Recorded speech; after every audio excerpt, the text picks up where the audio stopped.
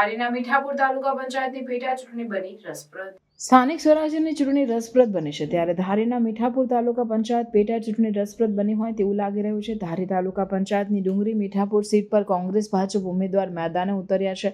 ગઈ ટર્મમાં આમ આદમી પાર્ટીના ઉમેદવાર ન ફાળે ગઈ હતી, પણ મહિલા સદસ્યનું અવસાન થતાં ફરી પાછી મીઠાપુર સીટની પેટા ચૂંટણી યોજાવાની છે। ત્યારે ધારાસભ્ય જેવી કાકડિયા, તાલુકા પંચાયત સદસ્ય અનુભાઈ લલિયા, તાલુકા ભાજપ પ્રમુખ મૃગેશભાઈ કોટડિયા, અતુલભાઈ કાનાણી, બાબા સાહેબ સહિત ભાજપ આગેવાનો ભાનુબેન મંગળુભાઈ વાળાને જીતાડવા એડી ચોટીનું જોર લગાવી રહ્યા છે। થઈ એવા ઉમેદવાર તમને મંગળુભાઈ જ્યારે આપ્યા છે ત્યારે આપ સૌને અમે વિનંતી કરવા માટે આવ્યા છે કે મંગળુભાઈને તમે જંગી બહુમતીથી ચૂંટી અને મોકલો તો આપણા વિસ્તારનું જે 2 ટર્મથી કામ નથી ત્યાં આ વિસ્તારના વધારેમાં વધારે કામ થાય એના માટે અમે પ્રયાસો કરીએ।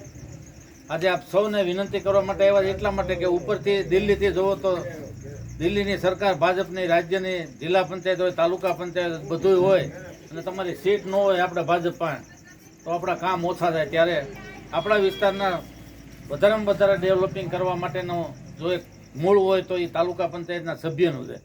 આ તાલુકા પંચાયતના સભ્યને તમે અહીંથી ચૂંટીને મોકલો અને આપણા વિસ્તારના સારામાં સારા કામ થાય એના માટે એ પણ પ્રયાસો કરવાના છે। ત્યારે એના ભાગરૂપે અમે સૌ તમને વિનંતી કરવા માટે આવ્યા છે। આવતી 16 તારીખે બીજા નંબરનું ક્રમનું જે નિશાન છે કમળ યાદ રાખવાનું છે નિશાન।